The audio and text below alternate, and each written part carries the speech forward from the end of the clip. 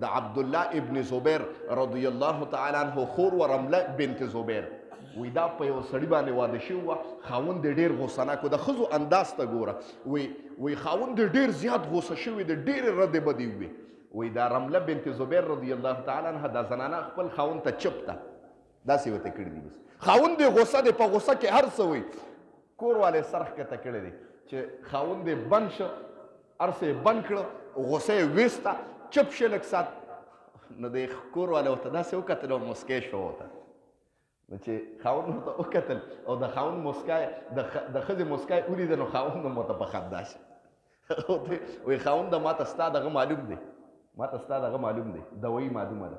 وایي که ته غوسه شوې او زم درته په دا غوسه کې غوسه شوم زما ستا کور نه جوړېده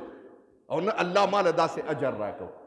خو ته غوسه وې ما وایي چې ته غلی شي نو زه به درته وخاندم کیدای شي الله ستا زړه بدل کړي ته هم په خندا شي زه هم په خندا شم ازدواجي زندګي ښه ښکلې تېرېږي داسې کېږي هم زما محترمو چې خاوند غوسه شي حتی الامکان زما خویندو میندو ته عاجزانه درخواست دی خاوند سړی دی الله قرآن کې د دپاره فرمایي چې وللرجال علیهن درجه دې سړو له الله په ښځو باندې یوه درجه ورکړې ده خاوند که غوسه شي زنانه له پکار ده چې خاموشي اختیار کړي او چې کله د سړي غوسه ختمه شي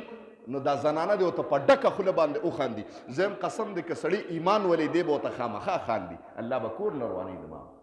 زمونږ کورونه داسې روان شو چې سړی تیز شي نو ښځه مو سره تیزه شي یا لږه ښځه بعضې ټایم کې انسان دی هغه مظلوم قوم دی ښځه ستا قیدي ده ګویا ستا د بچو حفاظت کوي ستا مال یې محفوظ کړی دی ستا عزت یې محفوظ کړی دی ستا غم خادي کوي ستا د بچو پرورش کوي خو هغه هم قیدي دی ستا د کور خیال ساتي ستا کپړې وینځي ستا دوبیم دی ستا خادمه مطبخ بورچخانه کچن هر څه دله سنبالي نو که بعضې ټایم کې هغه هم لږه تیزي وکړي نو خیر دی هغه هم انسان دی که نه نو چې هغه تیزي وکړي نو ته ښځې ته ماته نیغه شوې